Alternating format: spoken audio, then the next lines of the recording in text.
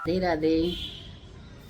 आज का टॉपिक भी मैंने अब जैसे आपको बताया था कि अभी कुछ टाइम जब तक कुंभ चल रहा है, 26 फरवरी लास्ट स्नान है तो 26 फरवरी तक जो है मैं कुंभ पे ही बनाऊंगी व्लॉग्स, क्योंकि रिस्पांस काफ़ी अच्छा मिल रहा है। तो आज का व्लॉग भी उससे रिलेटेड है। कुंभ में मैंने देखा बहुत सी कंट्रोवर्सी और बहुत से जो हादसे हुए। कभी आपने हादसा देखा होगा मौनी अमावस्या के स्नान पे, तो काफ़ी भगदड़ मची और बहुत बुरा हुआ। और 2 बार तो आग भी लग चुकी है। हालांकि इस पे चल रहा है कि कॉन्स्पिरेसी हुई है या क्या है, तो उस हादसे की पूरी हाई लेवल पे उस पर काम चल रहा है, जांच चल रही है। तो उसी से रिलेटेड मैं थोड़े कुंभ से रिलेटेड थोड़ी क्लिप्स हैं वो लगा दूंगा, और उनके अपने तरफ से मैं आंसर्स देना चाहूँगी और चाहूँगी कि आप लोग भी उस पर क्या सोचते हैं, आपके विचार क्या हैं, तो आप अपने विचार भी ज़रूर रखिएगा। तो पहला जो है हम लेते हैं जो मौनी अमावस्या वाले दिन जो शाही स्नान से पहले जो बहुत बड़ा हादसा हुआ उससे रिलेटेड। तो एक आ रहा है कि बागेश्वर बालाजी जो सरकार हैं धीरेन्द्र शास्त्री जी, उनसे रिलेटेड कि उन्होंने कोई अपील की थी शाही स्नान से पहले कि जो मतलब सनातनी ये कुंभ स्नान नहीं करेगा तो वो सनातनी नहीं होगा, वो गद्दार होगा, समथिंग इसी टाइप से। मैं लगा दूंगी, मुझे अभी प्रॉपर वर्ड्स याद नहीं आ रहा। तो अनूठी अद्भुत है, हमारे अंदर तो आस्था है और हमें हर जगह व्यवस्था है। हर व्यक्ति को आना चाहिए, जो नहीं आएगा वो पछताएगा, वो देशद्रोही कहलाएगा। उन पे बहुत बड़ी मतलब बात उछली। कई लोगों ने बोला कि उनके ये जो उन्होंने आह्वान किया था, उन्होंने देशद्रोही बोला था, इस कारण लोग बाग ज़्यादा से ज़्यादा स्नान करने आए, भगदड़ मची और ये हो गया। तो इसका मैं अपनी तरफ से ये जवाब देना चाहूँगी कि आप उन्होंने आह्वान किया, उन्होंने कि स्नान करो, वो गलत था। उन्होंने देशद्रोही बोला, वो गलत था। या जो लोग बाग स्नान करने आए वो गलत था। तो इसका जवाब मैं आप लोगों से चाहूँगी कि क्या आप और हम लोग इतनी सोच नहीं रखते हैं कि हमें कब क्या करना है? क्या उनके आह्वान करने के बाद ही पब्लिक इतना आई वहाँ स्नान करने? अगर वो आह्वान नहीं करते तो पब्लिक नहीं आती स्नान करने। मेरे कुछ सवाल हैं। मैं धीरेन्द्र शास्त्री जी का कोई मैं पक्ष विपक्ष की बात नहीं कर रही हूँ, लेकिन मैं सिंपल सा पूछ रही हूँ कि हम लोग कितने कार्य हैं अपनी ज़िंदगी में जो किसी के कहने पे करते हैं। हम लोग अपना जो फैसला होता है, निर्णय होता है, वो खुद लेते हैं। और उन्होंने जो आह्वान किया वो ये समझ लो सभी सनातनियों को किया। हालांकि मतलब ये कह लीजिए जिसने वो क्लिप देखी उन सबको आह्वान किया। उसमें से कितने लोग चले गए स्नान करने? तो पहली बात तो ये कहना कि उन्होंने आह्वान किया था, इसके कारण इतने लोग वहाँ पहुँचे और भगदड़ हुई और वो इतने क्राउड के कारण ये सब कुछ हुआ और वो हादसा हुआ। तो मेरी नज़र में तो ये चीज़ सही नहीं है। दूसरी बात, एक बात ये उठ रही है कि वो हादसा हुआ उस पर उन्होंने बोला कि मोक्ष को प्राप्त हुए हैं वो भाग्यशाली लोग हैं जो उस तट पर या उस किनारे जिनकी मृत्यु हुई है, वो बहुत भाग्यशाली, उनको मोक्ष प्राप्त हुआ है। देश में प्रतिदिन लोग मर रहे हैं और करोड़ों लोग मर रहे हैं। कुछ दवा के बिना मर रहे हैं और कुछ स्वास्थ्य की व्यवस्था के बिना मर रहे हैं, कुछ हार्ट अटैक से मर रहे हैं। निश्चित रूप से ये जो घटना हुई वो निंदनीय हुई है और बहुत विचित्र हुई है। पर एक बात बोलें, ये महाप्रयाग है, मृत्यु सबकी आनी है, एक दिन मरना सबको है। पर कोई गंगा के किनारे मरेगा तो वो मरेगा नहीं, मोक्ष पाएगा। यहां मरे नहीं है कोई। हाँ, ये है कि असमय चले गए तो दुख है, पर जाना तो सबको है। कोई 20 साल बाद जाएगा, कोई 30 साल बाद जाएगा, हमें भी जाना, तुम्हें भी जाना। वो असमय चले गए तो इस बात का दुख है, लेकिन उनकी मृत्यु नहीं हुई है। सच कहें, उनको मोक्ष मिला है। तो इस पे बहुत से लोगों ने बहुत सी बातें बनाई हैं, बहुत सा उनका मजाक भी उड़ाया, उनके खिलाफ भी बोला। हालांकि एक बहुत बड़े धर्मगुरु हैं, उन्होंने भी, मैं उनकी क्लिप भी लगा दूंगी, उन्होंने भी बहुत कुछ बोला है इस बारे में। सनातन धर्म में मोक्ष से बढ़ के कुछ नहीं है। तो जो महापुरुष इस तरह के वक्तव्य दे रहे हैं, उनको आके यहाँ उसी तरह का मोक्ष, जिस तरह के मोक्ष के बारे में वो बोल रहे हैं, ले लेना चाहिए।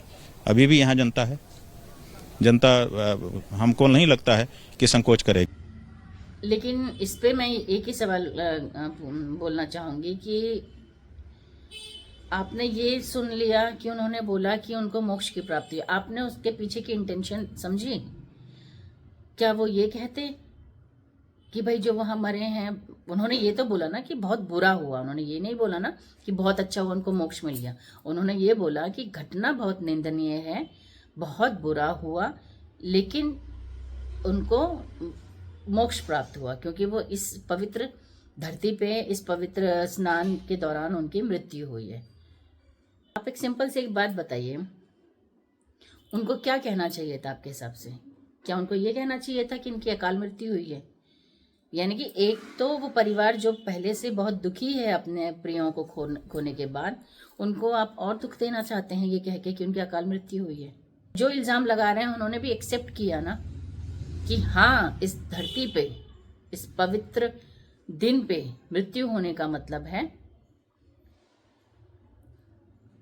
कि पुण्य आत्मा थी वो, उनको वो, हालांकि मृत्यु का तरीका गलत है, भगदड़ में मरे, लेकिन हाँ, कहीं ना कहीं उधर मोक्ष प्राप्त होता है, मृत्यु के पश्चात मोक्ष प्राप्त होता है। ये तो उन लोगों ने भी माना, जो पंडितों ने हमको बताया, और हमने स्वयं भी शास्त्र में सब देखा ही है। तो जब तक हम संकल्प नहीं करते हैं किसी चीज़ का और विधि का प्रयोग नहीं करते हैं, तब तक उपलब्धि नहीं होती है। तो जो लोग यहाँ पर मारे गए, वो लोग ये संकल्प लेके नहीं आए थे कि हम यहाँ प्राण छोड़ देंगे ताकि हमको मुक्ति मिल जाए। अगर इस संकल्प से आते और मारे जाते तब तो मुक्ति हो जाती, लेकिन वो तो केवल स्नान करने के लिए आए थे कि हम पवित्र मौनी अमावस्या के दिन गंगा यमुना सरस्वती की त्रिवेणी में स्नान करके पुण्य लाभ करेंगे। ये वो कर नहीं पाए संभवतः, क्योंकि रात को ही ये घटना हो गई, तो वो कर नहीं पाए। तो उनको क्या लाभ मिलेगा? ये लाभ मिल जाएगा, गंगा स्नान का पुण्य तो उनको मिल जाएगा, क्योंकि उन्होंने ये संकल्प मन में किया हुआ था। अब किसी बाधा आ गई, वो चाहते थे लेकिन कर नहीं पाए, तो इसलिए मानस पुण्य उनको मिल जाएगा। लेकिन वो ये संकल्प लेके तो आए नहीं थे कि मैं वहाँ शरीर छोड़ दूंगा और उससे मुक्ति मुझे मिल जाए। प्रयाग में मरण से मुक्ति है। तो सिर्फ एक ही इंसान के पीछे पड़ जाना बहुत गलत है। मैं देख रही हूँ मीडिया जो है उनके पीछे हाथ धो के पड़ गया है कि उन्होंने बहुत बड़ी बात बोली कि भाई वो लोग मोक्ष को, उनको की प्राप्ति हुई है। हम भी किसी के घर जाते हैं, किसी के घर किसी की डेथ होती है, तो हम भी वहाँ जाके क्या कहते हैं? हम ये नहीं कहते अरे ये तो बहुत बुरा हुआ, ये क्यों मर गया, भगवान ने गलत किया, हम ये नहीं कहते ना। हम उनको सांत्वना ही तो देते हैं वहाँ जाके कि कोई बात नहीं, भगवान की जो मर्जी थी, इतना ही दाना पानी था, यही कहते हैं ना। तो अगर उन्होंने कह दिया तो उसमें क्या गलत कहा उन्होंने? प्लीज़ आप लोग जो मैं ये क्वेश्चंस रख रही हूँ, प्लीज़ आप लोग क्या सोचते हो वो ज़रूर मुझे बताना। तीसरा, अभी मैं एक लड़की का लगाऊंगी। वो कह रही है कि जो कह रहा है कि कुंभ बहुत साफ सुथरा है, यहाँ बहुत बंदोबस्त है, जगह जगह देखो टट्टी पड़ी है, मतलब उसकी लैंग्वेज यही है कि टट्टी पड़ी है। मतलब थोड़ा सा यार, मतलब क्या है ये कि टट्टी करी हुई है लोगों ने इधर। पॉटी अच्छी कैसे, मतलब गुटके के पैकेट, बॉटल सब ठीक था, पॉटी करी हुई है यार। आप एक बात मैं आप लोगों से पूछना चाहती हूँ और उस मोहतरमा से भी पूछना चाहती हूँ, ये जो टट्टी करी है ये किसने करी है? आपने या हमारे जैसे किसी ने करी है? और इसमें सरकार क्या करेगी? कल के स्नान में भी 2 करोड़ लोगों ने स्नान किया है, तो क्या सरकार 2 करोड़ लोगों के पीछे 2 करोड़ अधिक, मतलब क्या कहते हैं, फोर्स लगाएगी? कि वो चेक करे वो टट्टी कर रहा है कि नहीं कर रहा है। अरे मोहतरमा, कुछ तो शर्म कर लो, क्या बोल रही हो और क्या नहीं बोल रही हो। तुम्हें अपने घर का एक छोटा सा फंक्शन मैनेज करके दिखा दो, सही सलामत, अकेले। वो तो इतना बड़ा आलीशान और विश्व प्रसिद्ध मेला है जिसमें एक दिन में करोड़ों से ज्यादा जनसंख्या आ रही है। तो जरा बोलने से पहले सोचो।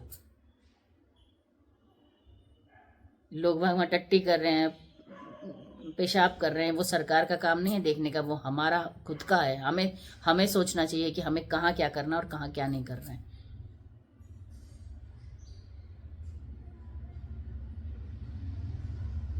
तो प्लीज़ मेरा आप लोगों से मैं साथ के साथ वो क्लिप ज़रूर लगाऊंगी, आप वो देखना और सुनना और आप अपने विचार ज़रूर रखना।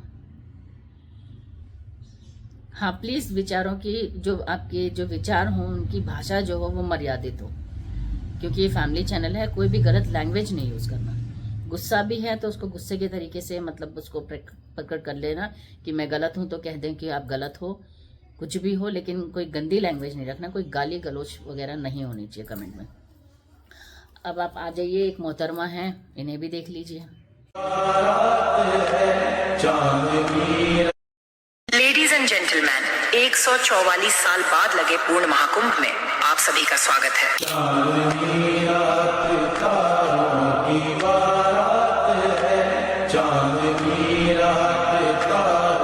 इनसे कोई पूछे ये स्विमिंग पूल में जा रही हैं कि गंगा स्नान करने जा रही हैं। अब ऐसी मोहतरमा तो शायद यही कह दे कि स्नान में और नहाने में अंतर ही क्या है। तो उनको तो स्नान और नहाने के अंतर को समझाना ही मतलब ये समझ लो बेवकूफ़ी होगी। जिनको ये नहीं पता कि क्या पहन के कैसे पहन के स्नान करते हैं, पूल में कैसे उतरते हैं, पवित्र नदियों में कैसे उतरते हैं, जिनको इस चीज़ का ज्ञान ना हो वो स्नान और नहाने में अंतर क्या समझेंगे। कुछ नहीं, सिर्फ एक अपने पब्लिसिटी के लिए कि कोई गाली भी देगा तो क्या हो गया, व्यूज बढ़ जाएंगे। Last but not the least, ये हैं हमारी अभिनेत्री जया बच्चन जी, सपा नेता Jaya Bachchan ji, member of parliament Jaya Bachchan ji, इनको सुन लीजिए। सबसे ज्यादा कंटामिनेटेड वाटर इस वक्त कहाँ है? कुंभ में है। उसके लिए कोई सफाई नहीं दे रहे। बॉडीज जो पानी में डाल दी गई हैं उससे पानी कंटामिनेट हुआ है। यही पानी जो है लोगों तक पहुंच रहा है वहां, इसके ऊपर कोई सफाई नहीं दे रहे हैं। और ये कहती हैं कि आज की डेट में अगर सबसे गंदा पानी कहीं है तो वो प्रयागराज में है। मैडम जरा दिल्ली में आइए, घर के नलके का पानी पी के देखिए, पता लग जाएगा। पहले और कहती हैं कि यहाँ पर हजारों की संख्या में लाशें फेंकी हैं। इनसे कोई पूछे मोहतरमा आप कब आई डुबकी लगाने? बोलना बहुत आसान है, बहुत आसान है, इल्ज़ाम लगाना बहुत आसान है। उस गद्दी में बैठ के, उस सीट में बैठ के काम करके देखो, तब पता लगेगा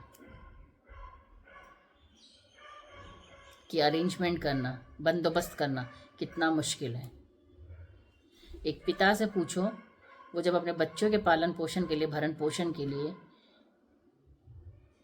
घर से निकलता है 2 रोटी बांध करके, तो कितनी चिंताएं अपने दिमाग में लेके चलता है, अपने मन में लेके चलता है, कितने विचार अपने मन में लेके चलता है। और आप इतने बड़े बंदोबस्त को, इतने महाकुंभ जैसे इतने विशाल बंदोबस्त को आप इन छोटी छोटी बातों से कर रहे हैं। हमें भी मालूम है हादसा बहुत बुरा हुआ, हमें भी अभी देखा नहीं है, लेकिन हो सकता है जो वो मोहतरमा कह रही हैं वो एक आध जगह उन्हें दिख गया हो। लेकिन उसका जिम्मेदार कौन है? क्या सरकार है? मतलब हिंदुस्तान के इतने पवित्र त्योहार, मैं तो इसको त्योहार ही मानती हूँ, जो कुंभ लगा है ये मैं त्योहार के रूप में ही लेती हूँ। तो इतने बड़े त्योहार को आप लोगों ने राजनीति में कर दिया तब्दील इसको। अरे राजनीति अखाड़ा तो आप बाद में भी बना सकते थे, बाद में भी उस पर लड़ सकते थे, लेकिन ये क्या, एक बार इस प्रोग्राम को शांति से होने तो देते, उत्सव को संपूर्ण तो होने देते हैं।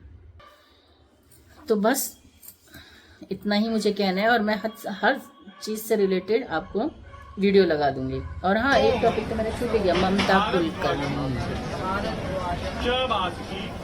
पहले वो महामंडलेश्वर बनाई जाती हैं किन्नर अखाड़े की, उसके बाद उनको निष्कासित भी कर दिया जाता है। और उनके साथ उनके जो त्रिपाठी हैं, क्या नाम है उनका, जो महामंडलेश्वर ऑलरेडी हैं, उनको भी निष्कासित किया जाता है। हालांकि मैं ममता कुलकर्णी का अलग से बनाऊंगी। तो देखो, अगर कोई मेरे से पूछे कि ममता कुलकर्णी को क्या ये बनाना सही था महामंडलेश्वर, तो हाँ, मैं इस पे मेरा कहना ये है कि नहीं, महामंडलेश्वर की उपाधि तो नहीं देनी चाहिए थी। हालांकि मुझे इतनी नॉलेज नहीं है इन सब चीज़ों की, लेकिन इतना पता है कि ये बहुत बड़ी उपाधि होती है, एक पोस्ट होती है, तो ये काफ़ी बड़ी पोस्ट होती है। तो उस हिसाब से तो मैं कहूँगी नहीं। हाँ, अगर वो कोई अखाड़े में उनको शामिल किया है एज अ सन्यासी, तो देखो सन्यास तो कोई भी ले सकता है। उसमें ये नहीं देखना चाहिए कि उसके पिछले जन्म क्या थे, पिछले कर्म क्या थे, वो देख करके कभी इस चीज़ का फैसला नहीं होना चाहिए। तो उस लिहाज से तो मैं कहूँगी, अगर उन्हें उस अखाड़े में शामिल किया गया है तो वो तो कोई गलत नहीं है, वो उनका राइट है, और वो सन्यास अगर ले रही हैं तो उस हिसाब से वो सही है। लेकिन हाँ, एक उपाधि देना, वो भी इतनी बड़ी उपाधि देना बगैर किसी प्रोसेस के, तो वो गलत है। क्योंकि देखो, जैसे कि स्कूल है, स्कूल का प्रिंसिपल तो वही बन सकता है, यहाँ टीचर तो वही बन सकता है, हेड तो वही बन सकता है ना, जिसमें वो सारी क्वालिटीज़ हों जो मैंडेटरी हों उस पोस्ट के लिए। तो उस हिसाब से वो पोस्ट तो उनको दी थी, वो गलत था। बाकी वो अखाड़े में शामिल हों और वो सन्यासी बन रही हैं, इसमें वो चीज़ नहीं देखनी चाहिए कि वो दाऊद की एक्स रह चुकी हैं, या वो डी कंपनी से उनका कुछ था, लिंकअप था, और वो पता नहीं क्या देशद्रोह का उन पे वो लगा। वो चीज़ नहीं देखनी चाहिए, उस चीज़ से उसका कोई लेना देना नहीं है। क्योंकि उंगली मार डाकू भी जो है अपराध की दुनिया से अध्यात्म की दुनिया में आए थे, तो वो चीज़ तो रिलेट नहीं होती है। तो ये जो मैंने 3-4 टॉपिक्स लेके आई हूँ, तो प्लीज़ मैं चाहती हूँ कि आप लोग भी अपने विचार उसमें प्रकट कीजिए। कमेंट्स में ज़रूर बताना कि आप लोग इसके बारे में क्या सोचते हैं। और जो अब मेरा नेक्स्ट आएगा वो, हाँ, IIT अभय, IIT बाबा के, वायरल बाबा के नाम से जो फेमस हैं, IITian अभय, IIT बाबा, जो एरोस्पेस इंजीनियरिंग करी हुई है जिन्होंने IIT बॉम्बे से, तो उनसे रिलेटेड आएगा। क्योंकि उनके जो सीनियर हैं अभय के, उन्होंने क्या विचार रखते हैं अभय के बारे में, क्योंकि जो उनके सीनियर हैं वो IIT बॉम्बे से ही पढ़े हुए हैं, अभय को अच्छे से जानते हैं, वो भी आध्यात्म की लाइन में ही हैं। तो नेक्स्ट ब्लॉग मेरा उन पे आएगा। राधे राधे, जय श्री कृष्ण।